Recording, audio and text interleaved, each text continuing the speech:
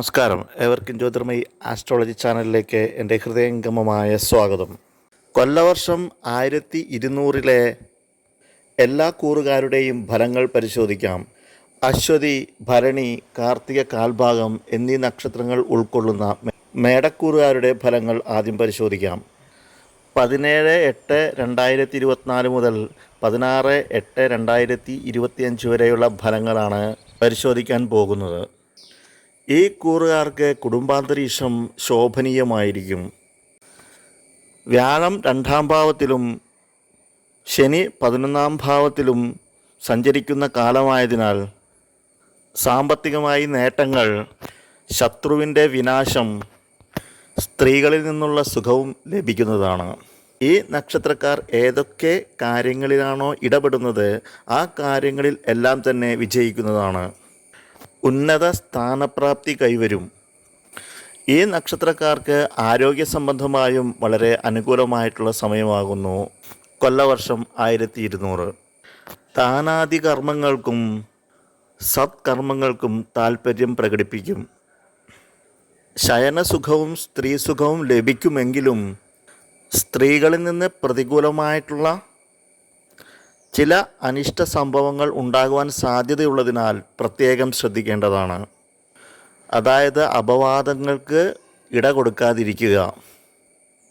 വിശ്വാസവഞ്ചനയ്ക്ക് സാധ്യത ഉള്ളതിനാൽ പണം കടം കൊടുക്കുക, ജാമ്യം നിൽക്കുക എന്നുള്ളതെല്ലാം പരമാവധി ഒഴിവാക്കേണ്ടതാണ്.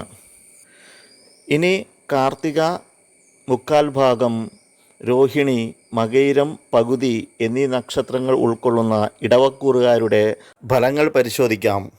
ഈ നക്ഷത്രക്കാർക്ക് വ്യാഴം ജന്മത്തിലും ശനി 10-ാം ഭാവത്തിലും സഞ്ചരിക്കുന്ന കാലമാണ്.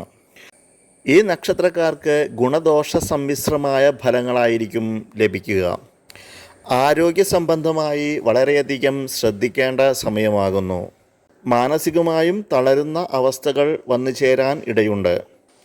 വിവാഹ സംബന്ധമായി നോക്കുകയാണെങ്കിൽ അനുകൂലമായിട്ടുള്ള അവസരങ്ങൾ വന്നു ചേരുന്നതാണ്. സാമ്പത്തിക ലാഭം ഉണ്ടാകുമെങ്കിലും സാമ്പത്തിക ക്രയവിക്രയങ്ങൾ ചെയ്യുന്നതിൽ വളരെയധികം ശ്രദ്ധ പുലർത്തേണ്ടതാണ്. സുഹൃത്തുക്കളിൽ നിന്നും സമൂഹത്തിൽ നിന്നും അംഗീകാരങ്ങളും പുരസ്കാരങ്ങളും ലഭിക്കാനിടയുണ്ട്. ഗൃഹസംബന്ധമായി നോക്കുകയാണെങ്കിൽ ഗൃഹം മോടി പിടിപ്പിക്കുകയും അതിന് ബന്ധുക്കൾ സഹായിക്കുകയും ചെയ്യും. ഇനി മകയിരം പകുതി, തിരുവാതിര, പുണർദം മുക്കാൽ ഭാഗം എന്നീ നക്ഷത്രങ്ങൾ അടങ്ങിയ മിഥുനക്കൂറുകാരുടെ ഫലങ്ങൾ പരിശോധിക്കാം. 9-ാം ഭാവത്തിൽ ശനിയും 12-ാം ഭാവത്തിൽ വ്യാഴവും സഞ്ചരിക്കുന്ന കാലമാകുന്നു. ഗുണദോഷ സമ്മിശ്രമായ ഫലങ്ങളാണ് ഈ കൂറുകാർക്ക് ലഭിക്കുന്നത്. കഠിന പ്രയത്നത്താലും യോഗ്യത കൊണ്ടും സ്ഥാനമാനങ്ങൾ ലഭിക്കുവാൻ ഇടയുണ്ട്. ഈ ചിങ്ങമാസത്തിൽ സ്ഥാനപ്രാപ്തിയും ഗൃഹലാഭവും ധനം, സന്തോഷം, അലങ്കാരം ഇവയുടെ ലാഭവും ശത്രുനാശവും പ്രതീക്ഷിക്കാം. കുടുംബാന്തരീക്ഷം ശോഭനീയമായിരിക്കും.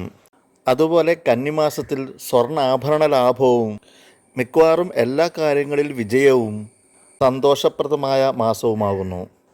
പൊതുവെ വർഷാവസാനം ശ്രേഷ്ഠമായ കർമ്മ ഫലസിദ്ധിയുണ്ടാവുകയും ശത്രുക്കൾക്ക് നാശവും സ്ത്രീ സുഖവും പലതരത്തിലുള്ള ധനലാഭവും കാര്യജയവും ഭാര്യാപുത്രാദികളോട് സഹവാസവും പ്രതീക്ഷിക്കാം.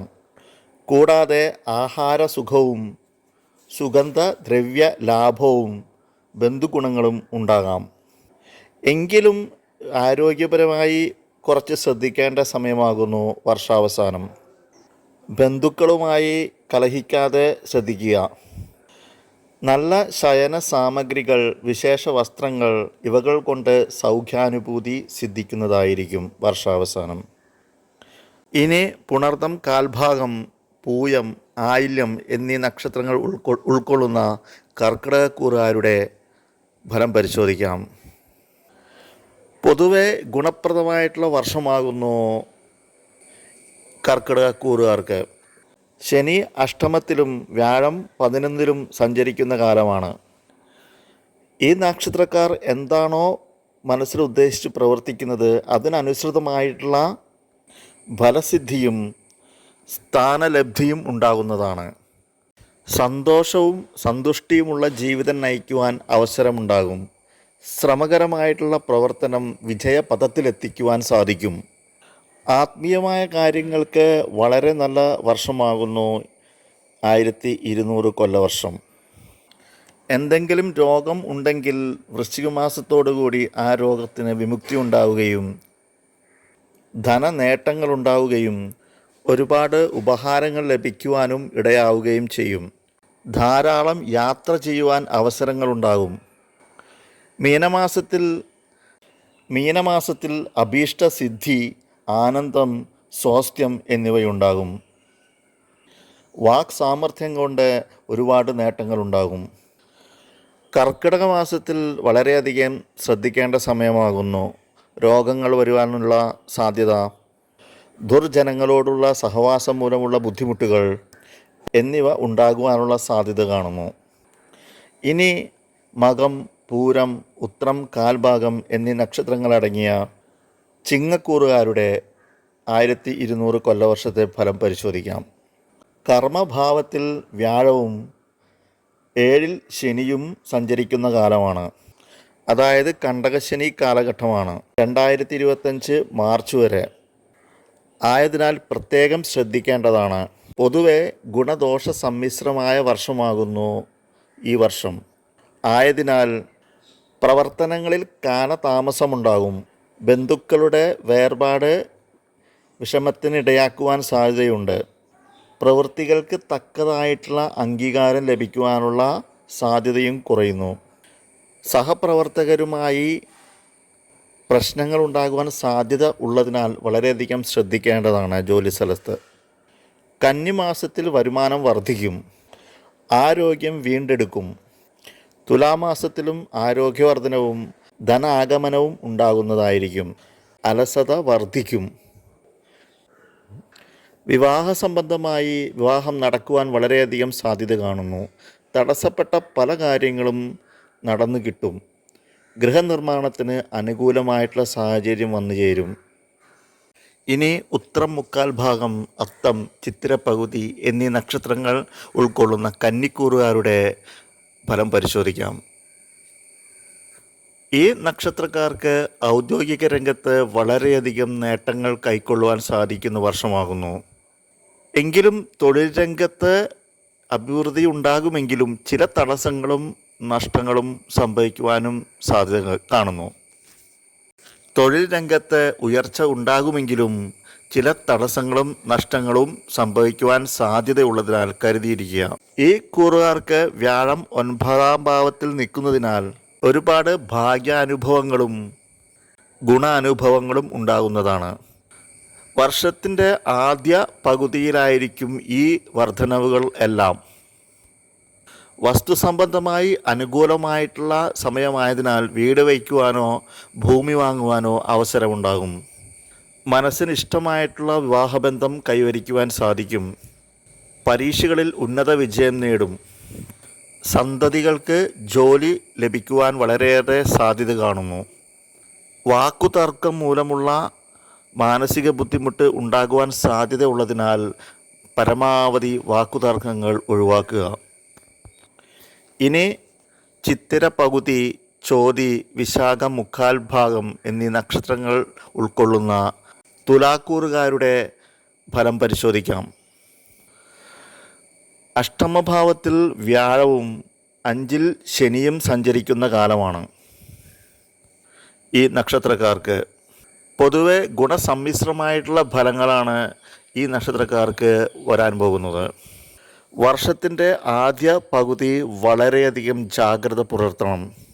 അത്യധ്വാനം കൊണ്ട് ക്ലേശവും ദുഃഖം, രോഗം, കള്ളന്മാരിൽ നിന്നുള്ള ഭയവും ശാരീരികമായ കഷ്ടപ്പാടും അനുഭവപ്പെടുവാൻ സാധ്യതയുണ്ട്. സുഹൃത്ത് ബന്ധങ്ങൾ വർദ്ധിക്കുമെങ്കിലും നിലവിലുള്ള സുഹൃത്തുക്കളുമായി അകൽച്ചയുണ്ടാകാം. ആദ്യ പകുതിക്ക് ശേഷം ധനാഗമം വർദ്ധിക്കും. പുതിയ സംരംഭങ്ങൾ ആരംഭിക്കുന്നതിന് നിലനിന്ന തടസ്സങ്ങൾ ഒഴിവാകും. കുടുംബജീവിതം സന്തോഷപ്രദമായിരിക്കും. വിദേശയാത്രയ്ക്ക് ശ്രമിക്കുന്നവർക്ക് യാത്രാ തടസ്സങ്ങൾ ഒഴിവാകും. സന്താനങ്ങൾ ഇല്ലാത്തവർക്ക് സന്താനഭാഗ്യവും പ്രതീക്ഷിക്കാവുന്നതാണ്. ഇനി വിശാഖം, കാൽഭാഗം, അനിഴം, തൃക്കേട്ട എന്നീ നക്ഷത്രങ്ങൾ ഉൾക്കൊള്ളുന്ന വൃശ്ചികക്കൂറുകാരുടെ ഫലങ്ങൾ പരിശോധിക്കാം. 7-ാം ഭാവത്തിൽ വ്യാഴവും 4-ാം ഭാവത്തിൽ ശനിയും സഞ്ചരിക്കുന്ന കാലമാകുന്നു. ഇഷ്ടഭക്ഷണ സമൃദ്ധിയും അനുഭവപ്പെടും. കർമ്മരംഗത്ത് പ്രവർത്തിക്കുന്നവർക്ക് വളരെയധികം ഉയർച്ചയും നല്ല ആരോഗ്യവും അനുഭവപ്പെടും. ബുദ്ധിപരമായ വികാസവും മംഗളകർമ്മങ്ങളിൽ പങ്കാളിത്തവും സാധ്യമാകും. വിവാഹ സംബന്ധമായി നോക്കുകയാണെങ്കിൽ വിവാഹ കാര്യങ്ങളിൽ അനുകൂലമായിട്ടുള്ള സാഹചര്യങ്ങൾ വന്നു ചേരുന്നതായിരിക്കും. ഇതുവരെ പറഞ്ഞത് ആദ്യ പകുതിയുടെ കാര്യങ്ങളാണ്. ഇനി ആദ്യ പകുതിക്ക് ശേഷം കാര്യങ്ങൾ അത്ര ശുഭമായിരിക്കുകയില്ല. തർക്കങ്ങളിലും അതേപോലെ തന്നെ വാദപ്രതിവാദങ്ങളിലും ഏർപ്പെടുവാനുള്ള പ്രവണത ഉപേക്ഷിക്കേണ്ടതാണ്. പ്രഭാഷണങ്ങളിൽ താൽപ്പര്യമുണ്ടാകും. ആഹാരവും ധനവും ലഭിക്കുകയും വാസസ്ഥലം മോടി പിടിപ്പിക്കുകയും ബന്ധുസഹായം ലഭിക്കുകയും ചെയ്യും. കുടുംബാന്തരീക്ഷം അത്ര ശോഭനീയമായിരിക്കുകയില്ല. ആയതിനാൽ അനാവശ്യ സംശയങ്ങൾ ഭാര്യാഭർത്താക്കന്മാർ പരസ്പരം ഒഴിവാക്കേണ്ടതാണ്. ഭൂമിയുടെ ക്രയവിക്രയങ്ങൾ ചെയ്യുന്നവർക്ക് തടസ്സങ്ങളുണ്ടാകുവാൻ സാധ്യതയേറെയാണ്. നന്നായിട്ട് പ്രാർത്ഥിക്കുക. ഇനി മൂലം, പൂരാടം, ഉത്രാടം, കാൽഭാഗം എന്നീ നക്ഷത്രങ്ങൾ ഉൾക്കൊള്ളുന്ന ധനുക്കൂറുകാരുടെ ഫലങ്ങൾ പരിശോധിക്കാം. 6-ാം ഭാവത്തിൽ വ്യാഴവും 3-ാം ഭാവത്തിൽ ശനിയും സഞ്ചരിക്കുന്ന കാലമാണ്.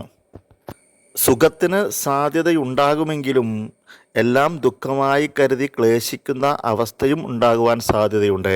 ആയതിനാൽ കരുതിയിരിക്കുക.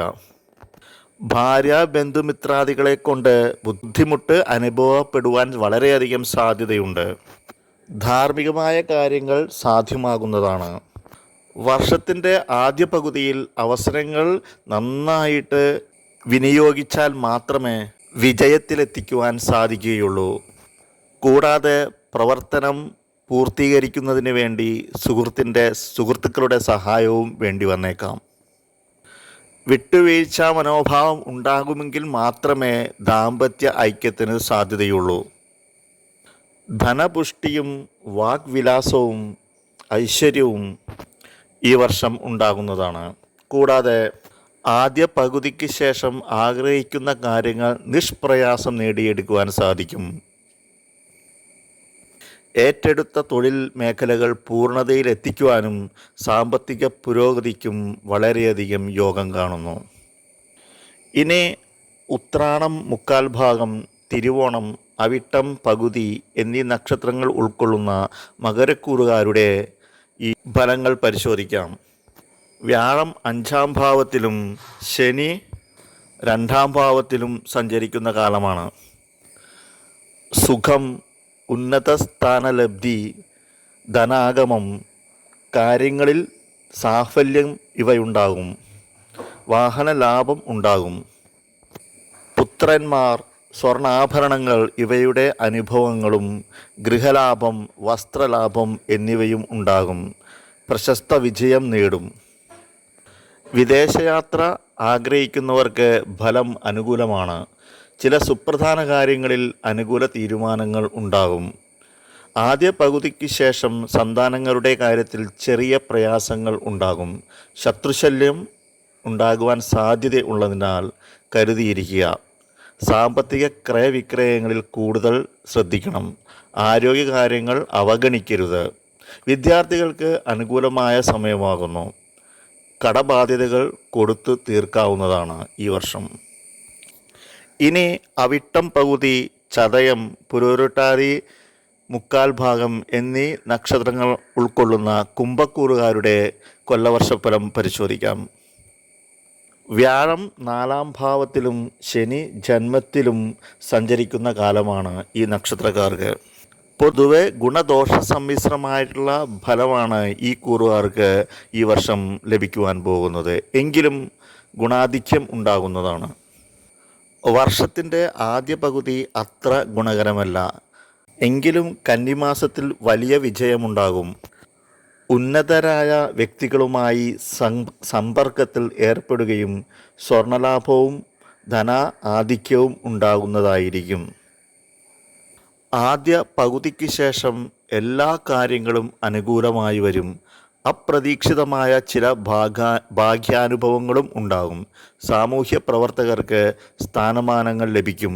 അനുയോജ്യമായ വിവാഹാലോചനകൾ വന്നു ചേരും. ബന്ധുക്കൾ സഹായിക്കും. ആരോഗ്യം വീണ്ടെടുക്കും. സന്താനങ്ങൾക്ക് ജോലി ലഭിക്കുന്നതാണ്. ഇനി പൂരൂരുട്ടാതി, കാൽഭാഗം, ഉത്രട്ടാതി, രേവതി എന്നീ നക്ഷത്രങ്ങൾ ഉൾക്കൊള്ളുന്ന മീനക്കൂറുകാരുടെ വർഷഫലങ്ങൾ പരിശോധിക്കാം. ഈ വർഷം എല്ലാ കാര്യങ്ങളിലും വളരെയധികം ശ്രദ്ധ ആവശ്യമാണ്. 3-ാം ഭാവത്തിൽ വ്യാഴവും 12-ാം ഭാവത്തിൽ ശനിയും സഞ്ചരിക്കുന്ന കാലമാണ്. സ്ഥാനച്യുതി, ഉദ്യോഗസ്ഥലത്തെ കലഹം, ശരീരക്ലേശം എന്നിവയ്ക്ക് സാധ്യത കാണുന്നു. കുടുംബിനിയുടെ ആരോഗ്യം മോശമാകും. വാക്കുതർക്കം, ശത്രുഭയം എന്നിവ ഉണ്ടാകും. അന്യദേശഗമനം, സ്വജന വിരഹം ഇവയ്ക്ക് സാധ്യത കാണുന്നു. ചിങ്ങമാസത്തിൽ ആരോഗ്യം തൃപ്തികരമാകും. ഏർപ്പെടുന്ന സംരംഭങ്ങളിൽ വിജയിക്കും. ധനാഗമനം ഉണ്ടാകും. ജീവിതം ആസ്വാദ്യകരമാകും. വീട് സംബന്ധമായ കാര്യങ്ങളിൽ അഭിപ്രായ ഭിന്നത ഉണ്ടാകാതെ നോക്കണം. എല്ലാ മേഖലകളിലും ആത്മനിയന്ത്രണം വേണം. അമിതമായ ആവേശം നിയന്ത്രിക്കണം. സാമ്പത്തിക ചെലവുകൾ വർദ്ധിക്കും. ദുർവാശി കുടുംബകലഹങ്ങൾക്ക് കാരണമാകുന്നതിനാൽ അത് ഒഴിവാക്കുവാൻ പ്രത്യേകം ശ്രദ്ധിക്കണം. വാഹനം, യന്ത്രങ്ങൾ എന്നിവ കൈകാര്യം ചെയ്യുമ്പോൾ വളരെ ശ്രദ്ധയോടെ ചെയ്യണം. ലളിതമായ ജീവിതശൈലിയിലൂടെ പോകുകയാണെങ്കിൽ മനസ്സമാധാനമുണ്ടാകും. വിനയം, ക്ഷമ തുടങ്ങിയവ സർവ്വവിധത്തിലുള്ള ആദരവിനും വഴിയൊരുക്കും. ലക്ഷ്യബോധമില്ലാത്ത യാത്രകൾ ചെയ്യേണ്ടതായി വരും. അനാരോഗ്യവും സന്തോഷക്കുറവും അനുഭവപ്പെടും. ആഭരണ ലാഭം ഉണ്ടാകും. വരുമാനം വർദ്ധിക്കും. കുടുംബം സന്തോഷപ്രദമാകും. ധനുമാസത്തിൽ സാമ്പത്തിക ഭദ്രത ഉണ്ടാകും. കച്ചവടത്തിൽ പുരോഗതി, തൊഴിൽ രംഗത്ത് അഭിവൃദ്ധി എന്നിവ ഉണ്ടാകും. വരുമാനം വർദ്ധിക്കും. ബഹുമാനം ലഭിക്കും. ആരോഗ്യം തൃപ്തികരമായി തുടരും. വസ്ത്രാഭരണങ്ങൾക്കായി കൂടുതൽ തുക ചെലവിടും. മകരമാസത്തിൽ സന്തോഷപ്രദമായിട്ടുള്ള കുടുംബജീവിതം അനുഭവവേദ്യമാകും. ആരോഗ്യം തൃപ്തികരമായിരിക്കും. കാര്യപ്രാപ്തിയും സുഹൃത്ത് ബന്ധവും ഉണ്ടാകുന്നതാണ്. സന്തോഷപ്രദമായ കുടുംബജീവിതം നയിക്കും. നല്ല ഭക്ഷണം ലഭ്യമാകും. സുഖാനുഭവം ഉണ്ടാകും. നിദ്രാസുഖം സിദ്ധിക്കും. മേടമാസത്തിൽ ആരോഗ്യം വീണ്ടെടുക്കും. ധനലാഭം ഉണ്ടാകും. ശത്രുഭയം അലട്ടും. മേലധികാരികളുമായി വാക്കുതർക്കത്തിന് ഇടവരാതെ പ്രത്യേകം ശ്രദ്ധിക്കണം. കർക്കിടക മാസത്തിൽ ധനാഗമം ഉണ്ടാകും. ആരോഗ്യം തൃപ്തികരമാകും. ഏർപ്പെടുന്ന സംരംഭങ്ങളിൽ വിജയം സിദ്ധിക്കും. പ്രവർത്തനങ്ങളിൽ തടസ്സമുണ്ടാകും. വളർത്തുമൃഗങ്ങൾക്ക് നാശമുണ്ടാകും. പരിശ്രമങ്ങൾക്ക് ഗുണഫലവും ലഭിക്കും. എല്ലാ കൂറുകാർക്കും 1200 കൊല്ലവർഷം ഗുണാനുഭവങ്ങൾ വർദ്ധിക്കട്ടെ എന്ന് ആശംസിച്ചുകൊണ്ട് നിർത്തുന്നു. നന്ദി, നമസ്കാരം.